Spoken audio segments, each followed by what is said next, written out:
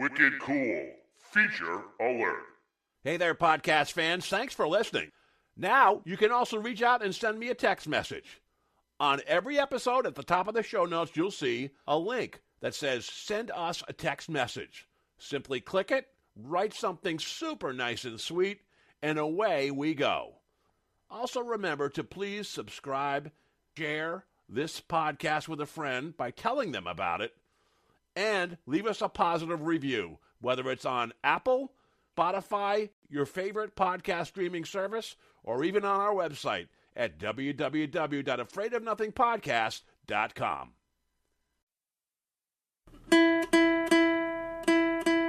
Well, happy holidays, everyone. Remember to tip your newspaper boy, your barkeep, your waitress, and your favorite podcast, the Afraid of Nothing Podcast, by going to www.afraidofnothingpodcast.com. For tonight's show, we've got a great one. We look at film and cinema symbolism with Robert W. Sullivan IV. Robert W. Sullivan IV is a Freemason, philosopher, historian, antiquarian, jurist, lay theologian, writer, editor, mystic, radio TV personality, showman, best-selling author, CEO, and lawyer. Tonight, we look at some of your favorite movies with a different lens. Cinema Symbolism is coming right up.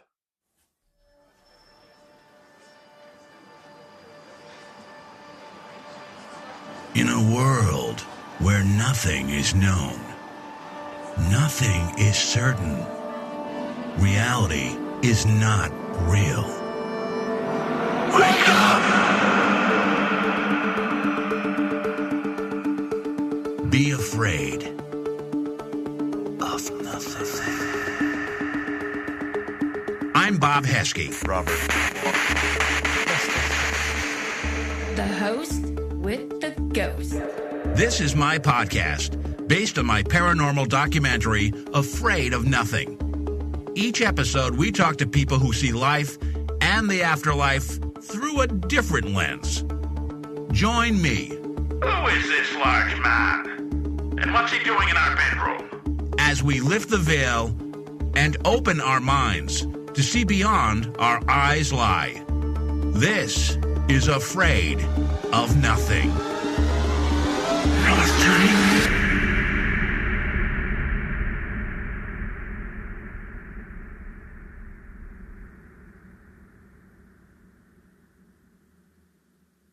We are here with Robert W. Sullivan IV. Robert 4.0. I've never met a fourth edition of someone, Robert. Tell us about yourself. You do a lot of impressive things, but tell us about all the things that you do.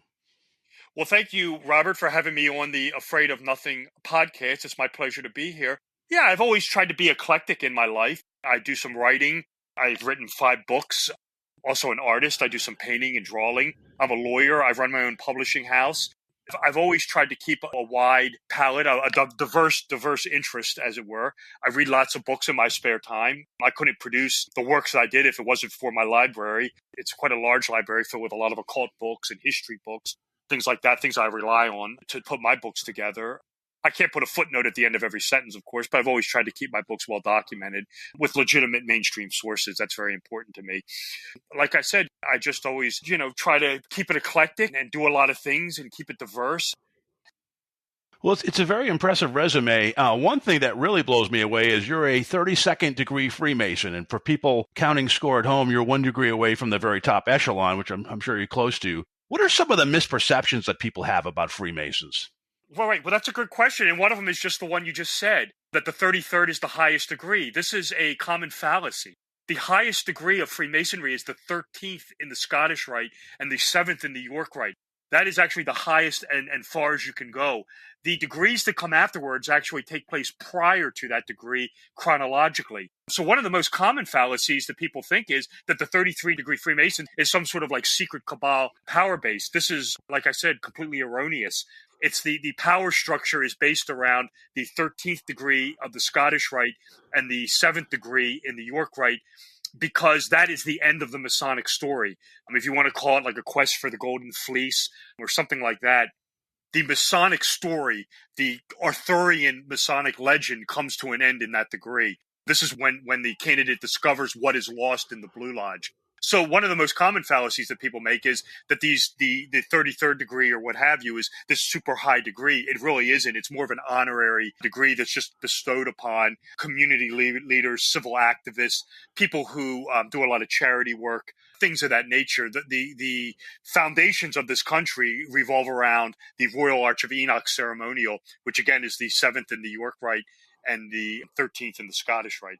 You wrote a book on that, correct, didn't you? Yes, I did. It was the first book I published. It originally came out in 2012, which I can't believe. Next August, it'll be 10 years. That volume, that edition was terminated by me, and it was republished by me in 2016. It's called The Royal Arch of Enoch, The Impact of Masonic Ritual, Philosophy, and Symbolism. And it is all about this one particular degree of the high degree bodies. It's not part of the Blue Lodge. It's part of the two main high degree bodies, the York and the Scottish Rite, called the Royal Arch of Enoch. And the thesis of the book is multi. The main thesis of the book was that this ritual, as it was being constructed in Paris, France in the 1740s and 50s, was containing elements of the lost book of Enoch. This is one Enoch that should not be happening because one Enoch was lost to Western civilization between around the 2nd, 3rd century up until 1793 when it's rediscovered. And then even then, it's not even translated to English in 1821. Yet, this Masonic ritual is incorporating components of that lost book. That's the main thesis. But then off of that, I get into why this degree is so important. And when you break it down and when you understand the Masonic history, the liturgy almost as it is, you will come to understand that this is one of the most important degrees, if not the most important degree out there. And it's really the degree that all the symbolism that's creating the United States, not all of it, but a good amount of it, is coming out of. It's coming out of this one high degree. When the reader understands what's happening in the Blue Lodge rituals and understand what's going on in this ritual, it makes total sense. Now, how has your view on the world changed since you first became a Freemason and all these degrees later? You have all this knowledge that's kind of hit you when you see symbolism all around you. Is there one or two things that you've changed, how you view the world? I don't know if it's how I view the world. I can view the world a little differently. I could see things more symbolically. When I became a Freemason, I joined it, and I had some background in the esoteric, the occult. It was something that interested me as a child. When I went through the degrees, it wasn't until afterwards that I kind of started reading Albert Pike, Manly P. Hall, and I was able to start piecing this stuff together and understanding that this ritual was symbolizing something else. Especially the 3rd degree, it was symbolizing something else. And off of that, I was sort of able to start decoding things on a symbolic level. So has it changed the way I see the world in that fashion? Yes. Does it change the way I see the world politically or something like that, or culturally? No, not really. But I understand symbols. One of the big things that's really critical to this study, not only with Masonry, but with the movies as well, is the context. I stress this on all the shows that I go on when I'm asked about it, is the context of which the symbol or the emblem or the theme, or what have you, is presented. And when I say context, I'm talking about the surrounding circumstances, because this is what they teach you in law school. It's critical to understanding this. And the reason I say that is because a symbol presented in, we'll say a symbol presented in one context, that same symbol presented contextually different can have a completely different meaning, completely alternate meaning. And when you read the experts on this, the Albert Mackeys of the world, the Albert Pikes of the world, the Manly P. Halls of the world, this is one of the things they stress all over the place, that there's no uniform answer when it comes to a symbol. It's multi-layered. There's always more than one explanation for it. And, you always hear there's the profane explanation. This is for the vulgar masses. And then there's this occult, arcane, esoteric meaning that only the initiated few, the people who have taken the time to research and understand it, can draw from it. So the symbol is important, but also the context in which it is presented in is critical to understanding how Masonic symbolism works. And not only that, but how it is then used in cinema, placed on celluloid to convey different things. Excellent. I'm going to go on mute for 1 second and just tell my kids to be a little bit more quiet. Okay, I'm back. Fortunately, they're nice kids, and they don't give me the finger when I tell them to be quiet. So it sounds like there's a lot of symbolism, as you just mentioned, in Freemasonry. How did it or did it inspire you to create your Cinema Symbolism series of books? Sure, that's a very good question. When I was writing Royal Arch of Enoch, this is a book sort of chock full of Masonic philosophy, dealing with a lot of arcane themes, symbolism, historical figures that maybe people aren't as familiar with as others. So it was a very complex book, at least in my opinion. It was complex writing it. And when I was doing that, I thought when I wanted to end the book, I wanted to bring it up to modern day. So what I did was I got into some of the Masonic, what you would call solar, almost Enochic is probably the better word, symbolism on some popular movies, some of the movies I touched on. It's the last chapter of the Royal Arch of Enoch. The chapter's called So Dark the Con of Man, which is, of course, lifted from the Da Vinci Code. And some of the movies I took on was the Da Vinci Code, which, believe it or not, does have these Scottish Rite Enochic themes in them. The Ninth Gate with Johnny Depp was another one. Certainly the first National Treasure movie, which, believe it or not, is the Royal Arch ritual put on celluloid. So I thought, okay, this is great. I thought, let me end the Royal Arch of Enoch by talking about cinema. I mean, this brings it up to date. This is modern. So let's do that. And then, of course, once Royal Arch was completed, I kind of wanted to continue that chapter. But of course, not everything is Masonic. I mean, there's Gnosticism, there's alchemy, there's numbers. So what I did was I parlayed that last chapter into my first movie book, which was Cinema Symbolism, where I just talked about another slate of movies, not necessarily Masonic, but just movies that had symbolism in it. A lot of it beneath the surface, things that were there that you just didn't pick up on with the naked eye. I've been on other shows. I've said going through the Masonic ritual and researching it sort of produced this sort of unusual side effect that I really wasn't ready for, being able to see these movies also very symbolically. So I parlayed the kind of the last chapter of the Royal Arch into the first movie book. And of course, as it is, you can't put every movie in. So then I did Cinema Symbolism 2. And then, of course, I just did Cinema Symbolism 3. And I'm actually outlining Cinema Symbolism 4 right now. So it was kind of like wanting to continue that last chapter of the Royal Arch of Enoch. But of course, not all the movies are Masonic per se. They have different themes. And I wanted to flesh that out more. Cool. And we're going to talk about those books, particularly focusing on the third one, which is your newest one.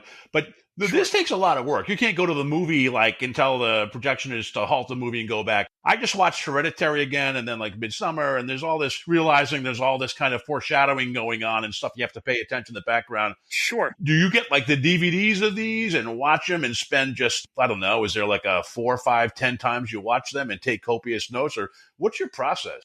I'm with you 100%. You can't really do it in a theater. You have to have it on DVD or Blu-ray. The movies that I analyze, I'll have all of them, either on Blu-ray or DVD.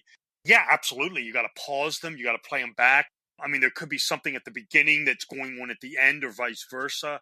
Without having the ability to jump around in the movie, the analysis is next to impossible to do. I mean, yeah, if you see in the theater, I mean, you might be able to pick up with some of the broader things or whatever, but no, I mean, it definitely, in my opinion, it takes more than one viewing, and it takes more than one viewing on Blu-ray and DVD until I can pick up on it. And it's very subtle, some of it. I mean, you mentioned Midsommar and Heredity. These are two movies that I'm a huge fan of.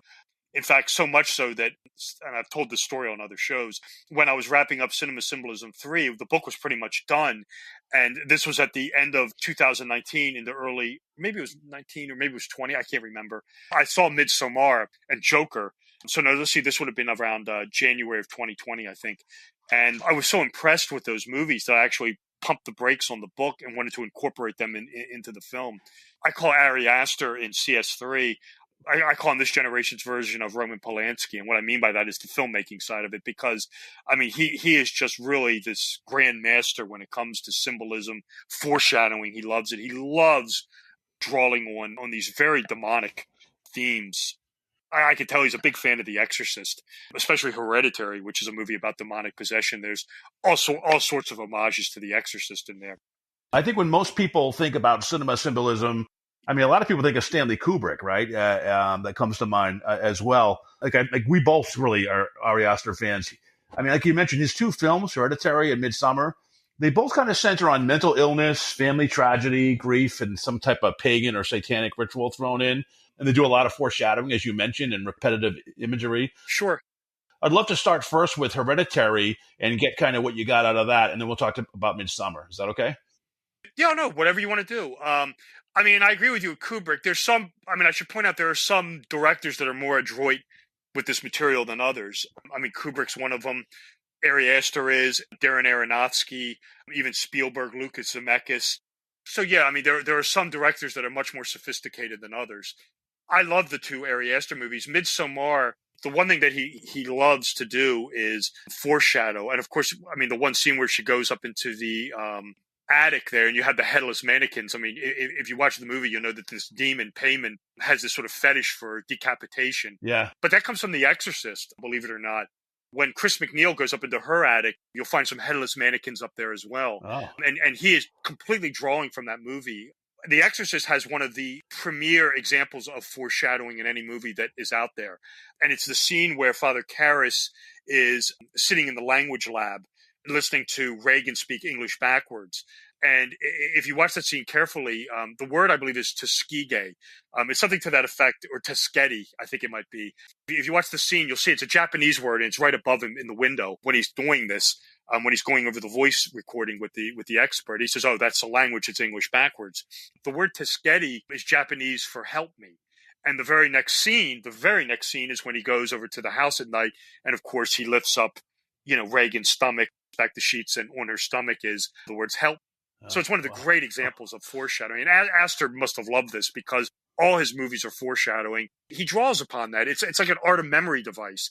That little thing with the headless mannequin, that's a subconscious plant that's designed to draw you back to The Exorcist. Again, sort of the granddaddy of all the satanic, demonic movies. The one thing that I thought was very interesting was, and I don't know if this was intentional or not, knowing Astor the way I do, I think it probably was, is if you fast forward to Midsommar, which is a very demonic film, I mean, very, very grim film, the number 9 is one of the tropes that he uses. The number 9 repeats all over the place in Midsommar. And if you're familiar with Norse mythology, I talk about it in the book. I can't go over it all right now. But the number 9 is critical within Norse mythology. It's all over the place. What makes it so interesting, though, is in Ars Goetia, the Lesser Key of Solomon, this is the grimoire that contains the resurrection spells and incantations to raise Payman. And of course, this has the sigil of Payman in it. And of course, that's in the movie all over the place in Hereditary, the demonic sigil of Payman. It's the thing that's burnt on the wall, and Toni Collette has it on their necklace at one point in time at the beginning of the movie. Wasn't it on the pole that she crashes into too? And it's on the pole. It's on the pole that decapitates the little girl. That's the demonic sigil of Payman. What makes it so strange is Payman is actually the 9th demon in Ars Goetia, or the Key of Solomon, the Lesser Key. I can't help but wonder if he wasn't trying to somehow evoke this into Midsommar, because it's such a demonic, ghastly film that he wasn't trying to catch Payman's vibe and put it into the celluloid. It's one of those movies where Midsommar, it has that very satanic vibe to it, very dark. There's only a few other movies that have it. Midsommar is one, The Exorcist is another. The other one that comes to mind is The Black Cat with Karloff and Lugosi, which is an incredibly dark film. But I love works of Ari Aster. I mean, Midsommar, it's sort of like a dark retelling of The Wizard of Oz almost. Really? The reason why that movie is so complex, it's one of those movies that's quite like The Wizard of Oz. It's multi-layered. I mean, you have the symbolism with Midsommar, and then you have this sort of Wizard of Oz undercurrent with it, where clearly Danny is Dorothy and the 3 friends are the Scarecrow, the Tin Man, and the Cowardly Lion. The boyfriend is a gutless coward. Yeah. The one guy is the heartless scholar, the Tin Man, and the other guy is the fool, the Scarecrow, who gets burned alive at the end. So it is this sort of dark retelling of the Wizard of Oz. I mean, it's the same thing, right? Dorothy goes up in the tornado to this magical land. Danny goes up in the air on the plane to this strange magical land, the Harger, or whatever it's called. So it is sort of this retelling of the Wizard of Oz. But then after that, when you get done with that, with Midsommar, then you got to go back and do it all over again, because you have to analyze the elder and younger Futhark, the runes. You have to pay attention to them in the movie because they're telling the story also. So I love those 2 movies. When I do Cinema Symbolism 4, I'm going to definitely include Hereditary in that one. But Midsommar is in CS3, and I'm just a huge fan of him. If you're into darker films and darker horror movies, by all means, check those out. On Hereditary, the color scheme was a little darker and gray, but it's very bright and floral in Midsommar. But they're both dark drama masquerading as horror, kind of, because there's a real... I mean, in both of them, there's a death of someone, there's a family tragedy, and there's some grieving going on, and you got mental illness that's rampant with, I think, in both films, right? It's certainly an undercurrent in Hereditary because, I mean, that's the whole thing is the Toni Collette character crazy, or is she seeing the stuff with the demonic possession, the demonism, the cult? And of course, this is treading on Rosemary's Baby. I mean, it was the same theme. Yep. I mean, is Mia Farrow, Rosemary, I mean, is she seeing things? Is she crazy, paranoid, or is this actually happening? And I always thought that Toni Collette did a great job. That scene in Hereditary when she's having tea with Ann Dowd's character, I mean, Toni Collette is like stone cold crazy. She's talking to her like she is a lunatic. And I thought that was really a really good thing. You know, what he's doing is, you know, is this woman nuts or is she really seeing this stuff? That's coming from the world of Rosemary's Baby, another very demonic film. You know, and it's the same theme. Was the Rosemary Woodhouse character, is she being paranoid, or is she actually seeing these witches' coven operating in the Bramford? I liked both his movies, and Midsommar was one that I took on in Cinema Symbolism 3, but I believe in the book it's one of the largest analysis that I did because it was just so much going on in that film. My favorite line in Midsommar is, so are we just going to ignore the bear there? You know, at the beginning when they're walking by the cave. Oh, sure. That's like, I think at that point, I mean, I didn't pick up on it. I was like, that's brilliant kind of foreshadowing, right? It's the best way to kind of broach that subject, right? It's amazing. Well, right. If you watch it, when you watch that scene, the camera keeps panning over that scene. I mean, of course, that scene with the bear comes with the mural. That mural, that tapestry as a whole, like right. of foreshadowing of the whole story too, right? Is right. Yep. Okay. Right. The tapestry is the whole thing with Maya and Christian. That's foreshadowing. But then you keep panning over, and then you have the bear, and you keep panning over, and the lottery machine is there, sitting right there on the ground that he draws the lot from at the end. So yeah, I mean, there's just a ton of foreshadowing in that film, and Astor uses it in both Midsommar and in Hereditary. The movies kind of like are almost interrelated. Almost the little girl Charlie, when she's up in the treehouse, has the box, the shoebox that's red. What is it? It's blue and yellow. Yeah. I mean, what's the clothing of the girl? I mean, that turns up later in Midsommar. It's the color of the girl who commits suicide with the pipe in her mouth. It's blue and yellow. Oh. So yeah, when you watch this stuff, these guys sometimes will pay homage to their own cinema, kind of creating this, you know, universe that these movies exist in. Fred Decker did this in the 80s with two movies that he did, Monster Squad and Night of the Creeps. Those two movies actually, believe it or not, overlap very subtly. That's another thing these guys like to do, is create their own little universe in which these films exist. It's like a vacuum almost. Midsommar, you did go back and cover it a lot in Cinema Symbolism 3. Let's talk a little bit more about some of the other stuff in that book, and then we can circle back your first two and kind of how they're different. 911 imaging in films like Vanilla Sky, The Matrix, and Fight Club. Can you talk about that? And wasn't there also something about the X-Files where there was an episode like 9 months before that almost mimicked or had kind of the same storyline about terrorists going into the towers? I get asked this a lot, and it has become very, very apparent to me that I'm going to have to do a chapter on all the 9/11 stuff, and I'm going to do it in Cinema Symbolism 4 because there's just so much of it. And I am 100% convinced that this is coming out of the world of the supernatural. I'm not in the camp of that there are a bunch of Hollywood directors looking into a crystal ball, seeing this, and then deciding to plant it in their film or something like that. I believe that the imagery, it is clearly there, but I believe it is somehow emerging out of the world of the supernatural, which is, to me, makes it much more interesting. But really, when you look at 9/11, the lead up to that is just astounding. How much 9/11 imagery turns up in film. And what makes it so startling is it's right before the incident. You can go back years for some of it, but that doesn't hold as much interest to me as to the 2, 3, 4 years leading up to it. I mean, The Matrix came out in 1999. I mean, and Neo's passport expires, or was it 98, something like that. It expires on September 11th, 2001. The Patriot with Mel Gibson was in 2000. And of course, at the beginning, he weighs the chair. It weighs 9 pounds, 11 ounces, and he sits on it, and it comes crashing down. I've made up my mind I'm going to do a whole chapter on 9/11 imagery in Cinema Symbolism 4. You're absolutely correct about the Lone Gunman. This was the X-Files spinoff that aired in, I believe, March of 2001. So we're talking, 6 months beforehand. And this involved a false flag government operation where airliners were flown into the World Trade Center. You have Fight Club is another one. Yep. Where the buildings come down at the end, and Tyler Durden refers to the destruction site as Ground Zero. And then you have the Space Monkeys earlier on in the movie destroying the corporate art, which is the Sphere. This was a sculpture that was badly damaged in the World Trade Center attack. And of course, the Space Monkeys destroy it. I thought that was very fascinating. Of course, you have the Simpsons episode. And what makes it so peculiar is they line up. Can you talk about the Simpsons episode? Because a lot of people may not be, or some of them may not be. Yeah, it's called, I think it came out in, I can't remember what year it came out. I think it was 96. It's called Homer Simpson versus New York City. And it's the one where Bart waves the money in front of the little program that has 9/11 on it. Huh. It has the number 9 on it for $9, and then the 11 is made by the World Trade Center. What makes that episode so peculiar is it's like a timeline. Because I believe, and I have to go look this up in the book, the Simpson episode came out like on September 21st, 1996, and then September 21st, 1997, Fight Club was released. They almost all line up, like right on a timeline with 9/11. And it's fascinating. I mean, it's startling. And those are just a couple of examples with it. There are more. It's interesting. You also said you feel it's supernatural, because I was thinking the same thing.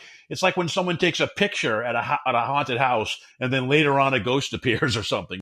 Is this synchronicity, or why? Right. How does one kind of create the other, or how are they connected? And it's like, I agree with you. I don't think it's intentional that they're warning and they're throwing stuff out and seeing who's paying attention. It's almost like it's just connective, and it's just weird how, if you pay really close attention, how this stuff unfolds. Carl Jung called it synchronicity. There's a relationship between things that is supernatural that can't be explained. It's certainly the case with Elvis Presley and the sun. The solar imagery around Elvis and his life is astounding. I agree with you. I mean, with the 9/11 stuff, I believe it's completely supernatural. It's going to be a chapter in Cinema Symbolism 4. I've already made up my mind on it. And yeah, I mean, you're dealing with a lot of Christian mystics who talked about this. Emanuel Schwettenborg, the psychiatrist Carl Jung, with the collective unconscious being inherited. Could it somehow be predicted? Or a predictive mechanism? Plato talked about this, that creation is a divine process. When a film is being made, it's obviously a highly creative process, a highly imaginative process. Are you somehow tapping into some ethereal realm that you may not even be aware of, that you're not aware of? It's subconscious, it's unconscious. And that to me, seems to be the best explanation, because it's clearly happening. It's clearly there. So the next question becomes, well, how do we account for it? And once you eliminate the old Sherlock Holmes maxim, once you eliminate the improbable, whatever it is has to be the truth. And I think once you eliminate the idea of that there's a bunch of Hollywood guys sitting around looking in crystal balls, well, then how do you account for it? Well, it's the supernatural. And as improbable as it sounds, it has to be the truth. And 9/11 is just one example of it. Yeah. It's kind of like the double slit experiment. You have all these probabilities, and once you observe it, the wavy line becomes like a dot on the back of the machine, where it's kind of like once it's observed, or once it's thought of, the thought's out there and is observed, then it can shape to reality. I don't know. I go off of this whole thing. When I did my documentary, there was a book called Biocentrism, which had a lot of that stuff in it, which I used and I interviewed people on, and it just blows my mind when I think about it. Yeah, I don't think that the movies generated the event. I think it's more of a prophecy. Because there's really no movie out there that says, okay, planes are going to be hijacked. It's more subtle. It's more interlinked. Yeah, I almost thought, Robert, like the idea that the thought or the idea of it, almost like observing something and then it becomes reality. It's almost like the idea that this could happen, and then maybe it doesn't cause it or whatever, but it just puts it out there and it does happen. The thing with 9/11 that makes it so startling is all the examples. But it's also not the first time this has happened. The China syndrome, which is about a nuclear reactor meltdown, came out, 2 weeks before 3 Mile Island. So wow, you forget about that. Yeah, wow. You forget about it. And this was another crazy one. This was a movie that came out. I can't remember the name of it. It maybe in Hanky Panky. It was a movie that came out like in 1984. It was Gene Wilder and Gilda Radner, or maybe something like that. And anyway, the Gene Wilder character was from Chicago, Illinois. He was an architect, and his name was Michael Jordan. And this movie came out like a year and a half before the Chicago Bulls drafted the Michael Jordan. So, I thought that was kind of peculiar. The 9/11 stuff is really astounding because there's so much of it. But this has happened before. Donald Trump prophecy, is that in book 3? Am I correct?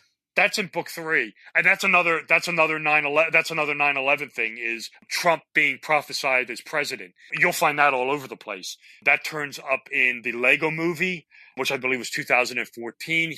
In a movie called Gremlins 2, which was about 1991, there's a Donald Trump analog in that named Daniel Clamp, played by John Glover. Was it The Simpsons too? No, The Simpsons show comes afterwards. The Simpsons you can cut out of that one. Daniel Clamp in Gremlins 2 is interviewed, and the numbers on the mic are 11 and 9. November 9th, Trump got elected president. That repeats in the Serta mattress commercial that he did. It was 2011, where he has sheep guarding door rooms in his hotel, and it's rooms 11 and 9. Again, November 9th, the date he became president. So, yeah, Trump, there's prophecy with Trump becoming president. That's really a strange one. And again, when you look at movies as a modern-day Nostradamus, it really is astounding. I think, correct me if I'm wrong, in the third book, you talk about occult casting and the use of Donnie Darko as an example. What is occult casting? Can you explain that for us? Yeah, it's something that actually goes back to the second book, but I talk about it in the third book as well. It's not really in the first one, but it's in the second one and it's in the third one. It's something I started to pick up on in the second one. I call it occult casting. It's still a title that I use, but it's really more akin to what Giordano Bruno called the art of memory. It's an art of memory mnemonic. It's very clever. It's one of the most cleverest things these Hollywood sorcerers do, because it really is sort of an example of modern day magic or sorcery. What occult casting is where they retain, it's not typecasting. It's where a film will retain an actor to bring into that current project some sort of cultural valiance or their cultural baggage from an earlier movie. And Donnie Darko is a great example of this. Patrick Swayze in Donnie Darko the movie takes place in 1988, and he is clearly put there to implant in the viewer's mind these cheesy 80s movies that he made. Yeah. The one specifically is Dirty Dancing. If you look at Donnie Darko is about a disenfranchised youth not understanding the cultural mores of the society that they're living in. Yeah. Dirty Dancing, what's that about? It's the same thing. Kids in the early 60s not wanting to conform to the hangover 50s cultural mores that are still permeating the 1960s, the early 60s. So it's the same theme. And what Richard Kelly is doing by putting Swayze in there is he is transferring subconsciously that theme from Dirty Dancing into Donnie Darko without even the viewer being aware of it. Catherine Ross, who is Donnie's psychiatrist, is the same thing. Her placement there is designed to resurrect The Graduate with Dustin Hoffman. What's that movie about? About a youth disenfranchised, not understanding the cultural mores of his time. Again, what's Donnie Darko about? A youth disenfranchised, not understanding the cultural mores of the time he's living in. So by placing Catherine Ross and Swayze in Donnie Darko, Kelly is subconsciously drawing into your mind their performances from Dirty Dancing and The Graduate without even you being aware of it. When I first started picking up on this, I thought it was very rare. It's not. Hollywood is very sophisticated, and if you get these sophisticated filmmakers, they will do this really well. It's intentional casting, so this is intentional. It's not synchronicity. Oh, no, this is on purpose. These guys are retaining actors and actresses for a reason to draw in a past performance occultishly, if that makes sense, to implant this cultural baggage that they bring in from other movies and plant it into the current iteration that's being made. Catherine Ross and Patrick Swayze are but one example. In Donnie Darko, Anthony Zerbe in the second Matrix movie is another one. Max von Sydow in that latest Star Wars movie, Episode 7, is yet another example. All those actors are being brought into those films to resurrect an earlier film that they were in, but the resurrection occurs subconsciously. I know to look for it, so I can spot it now. But it's really one of those things where when you see it, it really strikes you like a ton of bricks. It's like, oh, okay, now I understand. This is really something clever that they did that's really sort of like sorcery. To be able to put an actor in a film, in a movie, that by putting them there draws on an earlier film, but it's all subconscious. It's very clever. It's very adroit. Two things that happen in Donnie Darko. To me, it's like a film about a guy who's like a reluctant hero, right? He's afraid of dying alone, but he's got to like kind of sacrifice himself at the end, I think. And there's two things. The rabbit. Is there any connection of that to like Alice in Wonderland, or is that just totally, was there any symbolism like the rabbit or the engine that falls into his bedroom? Did those kind of stir anything, or? It's a Gnostic film. I mean, Donnie is certainly, you could consider like a Gnostic Christ who sacrifices himself so that the sister and the mother can live. Yeah. I mean, you get into Gnosticism. What that whole movie is about is repetition. For starters, let me just say this. If you're listening to this and you haven't seen Donnie Darko, you have to watch the director's cut. Forget about the theatrical version. Which is hard to find. I tried to. It's hard to find, or you have to pay like a premium. Yeah, I got it on Blu-ray. I got both of them. I got the theatrical one and the director's. Watch the director's cut. It will explain so much more. The whole thing with some of this is, I mean, it's complex material, and I get into it in the book. The whole thing with the movie is this whole tangent universe keeps repeating over and over again. And the idea of a repetitive universe or a parallel universe comes from the Fibonacci sequence. The Fibonacci sequence is based on the mating habit of rabbits. That's where Frank the Rabbit comes from. Wow. Yeah. That's amazing. If you watch the film and you really pay attention to it, he's done this before. The whole movie is about him trying to go back and figure it out to correct this error that it's created this tangent universe. But what makes the movie so remarkable is it's clear that he's lived this over and over and over again. You're just seeing the last iteration of it. This has happened over and over and over again. Yeah. You're just happening to see, I mean, some of the things in the movie that tip you off to this are very clever. One of them is at the end of the movie when they're going to Grandma Death's house, pay attention to the bicycling. Donnie is the only one without his headlight on the bicycle. Why? Because he's done it before. He knows the path. The others, because it's a tangent universe, they haven't relived it over and over again. He keeps reliving it over and over again, so he knows the path, so he doesn't have to have the light on. It's little things like that make that movie so incredible to watch. That's one of those movies that's like Black Swan, where every time I watch it, I pick up on something new. I love Donnie Darko. One of my favorite movies. Yeah, another movie that's got a lot of repetition and kind of is been there before, is been there, done that, but don't know what it means, is Jacob's Ladder, right? Can you talk about that? Well, that's really not repetition. The Godfather of repetitive movies, the one where it's nothing but repetitive tropes over and over and over again, is The Shining with Kubrick. I mean, that's where Shining. Right. Yep. That's where Kubrick just shows you the same thing over and over and over and over and over again. And why? Because the Overlook is an Ouroboros. It's a snake biting its tail. It just repeats over and over and over and over again. Jacob's Ladder is one of those movies that I very much like. I took that on in CS2.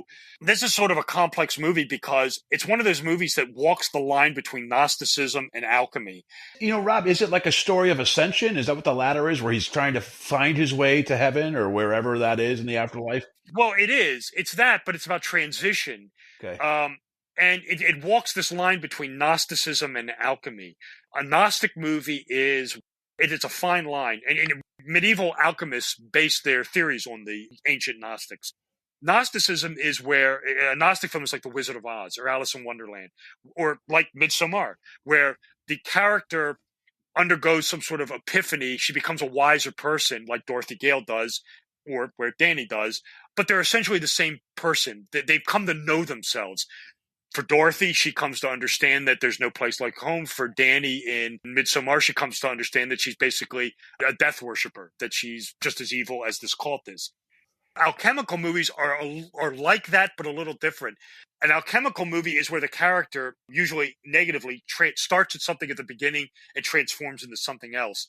In Jacob's Ladder, you got the fine line between them both, where he basically comes to understand that he's no longer alive, and he transitions, and he realizes that he's a spirit, and he begins as a human being, but then he ends up as a spirit, and he's able to enter into heaven at the end. It's a combination because it's Gnostic in that he becomes wiser, but it's alchemical because he goes through a transition. I like Jacob's Ladder. If you've seen The Sixth Sense without the benefit of Jacob's Ladder, by all means, go and watch Jacob's Ladder because The Sixth Sense borrows heavily from Jacob's Ladder. Jacob's Ladder came out in 1990. I believe The Sixth Sense came out in 98, maybe 99. When I saw Jacob's Ladder, I didn't see it until after I saw The Sixth Sense. I saw The Sixth Sense in the theater without having the benefit of seeing Jacob's Ladder. When I saw The Sixth Sense, I really loved it. I thought it was a great movie, and I still like it. Then it was a few years later, I saw Jacob's Ladder, and I thought, oh, wait a minute. Sixth Sense is kind of a rip-off of this movie. But when you're dealing with Jacob's Ladder, it is kind of this alchemical movie where he's transitioning, he's changing, he's going through a mutation where he's leaving this world behind and he's realizing that he's the spiritual entity. Jacob's Ladder was something I did in I think I might have mentioned it in CS3, but the real analysis is in CS2. And again, I think I call it sort of like the MK Ultra movie, because again, it's one of those films where it clearly draws upon the CIA's MK Ultra program. But again, it's a red herring, is what he's seeing of the products of mind control, mind manipulation, a psyop, or is he actually dead and seeing demons? And of course, as it turns out, it's the latter. Now, two others, which are iconic and very symbolic, The Wizard of Oz and Alice in Wonderland. How are they connected in terms of symbolism? Sure. Well, they're pretty much the same story. Alice in Wonderland is where the girl goes underground and has this epiphany where she comes to know herself and realize the world of adults is nonsense. The Wizard of Oz is the same thing, but she goes above ground. She goes to this magical wonderland and she has this Gnostic epiphany where for her there's no place like home, and she comes to know herself. To know thyself is the maxim of the Hermetic tradition. And this was what was inscribed at the Temple of Apollo, and you'll find it in the Matrix as well, on the wall of the Oracle, which of course the Temple of Apollo was an oracle. So the Wizard of Oz is a complex study. This was something I took on in the first movie book because it's multi-layered. Again, it's kind of like Midsommar, where it's a story of a girl going on this magical adventure. That's sort of the profane, on the surface explanation. Then you get into the political allegory of the Wizard of Oz. The guy who wrote it, L. Frank Baum, was in Blavatsky's Theosophy movement, and he lived in this time frame where the Wizard of Oz is William McKinley, President McKinley, the Emerald Palace, is paper money. The Yellow Brick Road is the gold standard that leads to paper money. A lot of the characters are based on late 19th century, early 20th century politicians. William McKinley is the Wizard of Oz. Dorothy Gale, Dorothy spelled backwards, is Theodore Roosevelt. The Cowardly Lion is William Jennings Bryan, who was McKinley's challenger to the presidency, got blown out both times, so he was a cowardly lion. All bark, no bite. Jennings Bryan was a teetotaler, means he didn't drink. This is where the name of the dog comes from, Toto.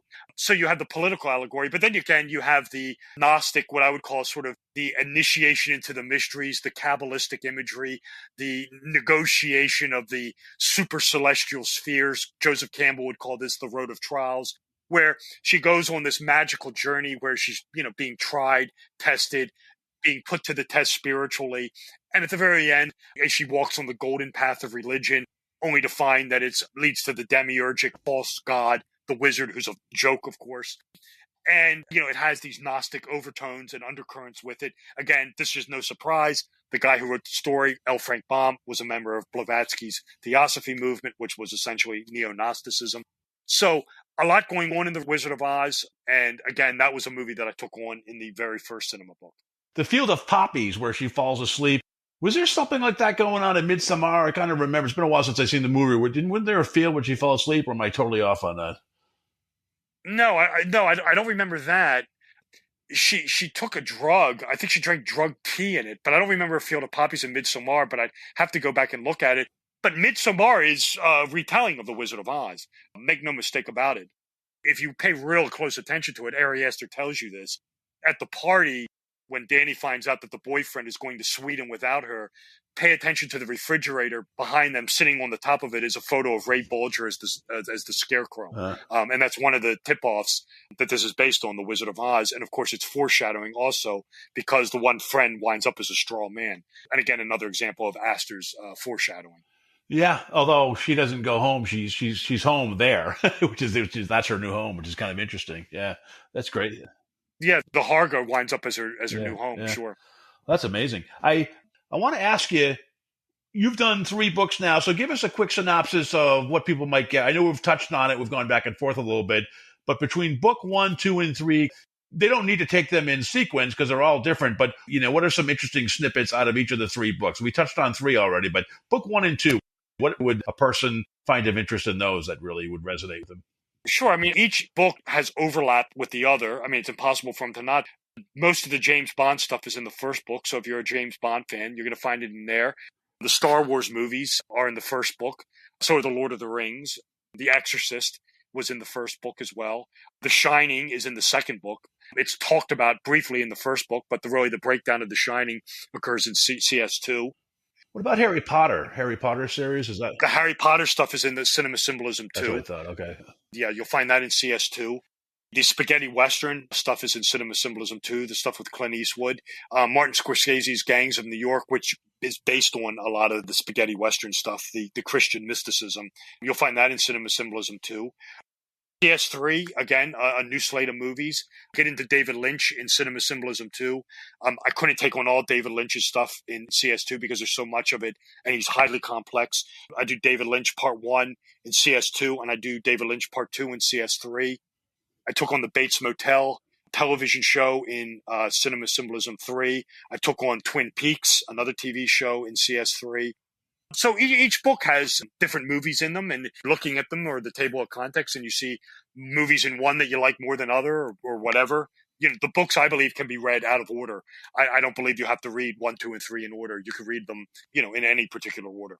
And you're outlining book 4. Can you tease out anything we can look for in book 4? Absolutely, I can. We're going to do, like I said, a whole chapter on 9/11, on the 9/11 prophecy in cinema. Some of the movies that will be taken on will be Hereditary. I'm going to do the Cruella movie with Emma Stone. The 3 Conjuring movies and the offshoots are overloaded with stuff, so I'll be talking about them. I haven't seen them yet, but I can't imagine that the Matrix 4 is going to be devoid of symbolism. I took on all 3 in the first book. I'm looking very much forward to seeing part 4. I can't imagine that there won't be anything in that. I did the Halloween 2018 movie in CS3, so I'm going to do Halloween Kills, assuming it has anything. Yeah. I'm looking forward to seeing that. The one movie that looks like it might flirt with Gnosticism, again, I haven't seen it yet, is The Last Night in Soho. That looks like a good one. So those are just some of the ones off the top of my head, but we'll definitely be doing Cruella, Hereditary, chapter on 9/11. We'll take it from there. Cool. Tell us your website where they can get your books. Yeah, for starters, thank you for having me on Afraid of Nothing podcast. It was my pleasure to be here. Yeah, if you're interested in me and you're interested in my books, just go to my website. My website is my name. My name is Robert W. Sullivan IV. My website is Robert W. Sullivan, and then for the fourth, it's the letter I, the letter V, Roman numerals, robertwsullivan.iv.com. There are links to buy the books, information about me. The website is routinely updated with podcasts and radio shows and upcoming shows that I'm going to be doing. Has a biography of myself. Links to buy the books, they're available online at all the major retailers. Amazon, Barnes & Noble, Books A Million. You can get the print edition. You can get the Kindle edition. They're obviously a lot cheaper. So robertwsullivan.iv.com. It's very easy to navigate. Links to buy the books. Or, of course, you can just go to Amazon and type in the name of the book. It'll come up very quickly. And again, I am outlining Cinema Symbolism 4. I am in the process of making some edits and revisions to some of my other books. These will not be released as new editions or like a third edition or anything like that. These will just supplant the ones that are currently out. Yeah, and suggest people do what I did is I went to my library because there's not enough of your books out in the library system. And I think it's a good thing that should be there. So I'm bugging them to have your books, be in the library system. So if you get the book, but feel free to go to your library and tell them, hey, I heard it on this podcast. The guy's great. He's got a series of books that are very iconic and about the culture and our history, and you should have them. I was looking for it on Audible. It's not on Audible because it's very visual, a lot of the stuff in your books you mentioned. So they're not on Audible right now. So yeah, I couldn't do Audible because of the vast amounts of illustrations. The books are, I think, pretty fairly priced on the ebooks. I think they cost $6 and change. That's right. So, yeah. you can always get the ebook version of it. The Kindle app is free. With rising inflation, unfortunately, I'm forced to put some of the prices that I have on them. Yep. I have no choice about that. But the one thing that's good about the ebooks is there's essentially no overhead. There's no printing. There's no ink. There's no binding, no paper. That's why they're so much cheaper. Yes. Sustainability. It's a green solution. Yeah, it's awesome.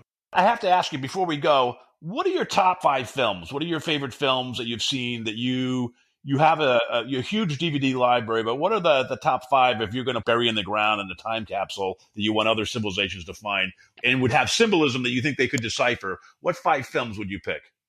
Well, that's tough, and that's a 2-pronged answer because there are movies that I like very much that aren't very symbolic, and there's some that are. Boy, oh boy, that's such a tough question. In no particular order, some of my favorite films, I'd have to say Fight Club would be up there. Probably Star Wars Episode 4 would be up there. I love The Good, the Bad, the Ugly with Clint Eastwood. That's by far and away my favorite Western. Monty Python and the Holy Grail I love. I'm a huge fan of the old Basil Rathbone, Nigel Bruce, Sherlock Holmes movies. One of my favorite ones was The Scarlet Claw. I'm a huge fan of them and that movie particularly. Caddyshack. I like, comedies. Of course, The Exorcist. Yeah, I was going to mention this. Halloween, the original Halloween from 1978. Fantastic movie. Those are just a couple of my favorites off the top of my head. I'm sure I could give you a list of probably 20 other films. Those are no particular order, but those off the top of my head are some of my favorites. Well, probably the next movie that Ari Aster makes, right? Whatever his third film is, it'll probably. Yeah, I look forward to seeing it, whatever that will be. He's been quiet for a while now. Hope he comes up with something good. Yeah, love to have you back when you have CS4, Cinema Symbolism 4 on, Rob. But thank you so much for your time tonight. Well, thank you again for having me on Afraid of Nothing podcast. It was my pleasure to be here. And absolutely, I look forward to returning. And anytime, I don't want to certainly cannibalize your show. 6 to 8 months, you want to have me on again? No problem.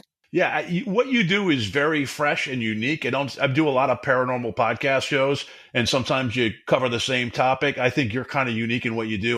It super fascinates me. I have a co-host that's an actor, and I know he's going to want to be on the next time with me and you. So it would be great to talk to you. So thank you so much. Thank you.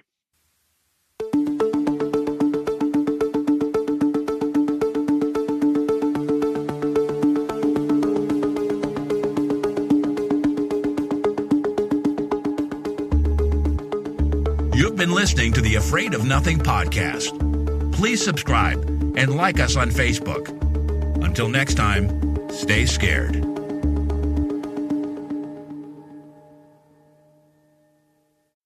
Hey, you're still here? Great. Then why not listen to another episode?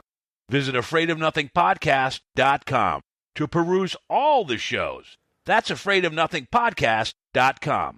And while you're there, click the coffee cup icon to buy me a coffee and leave a review. I'll give you a shout-out in an upcoming episode, and the world will know how swell you are.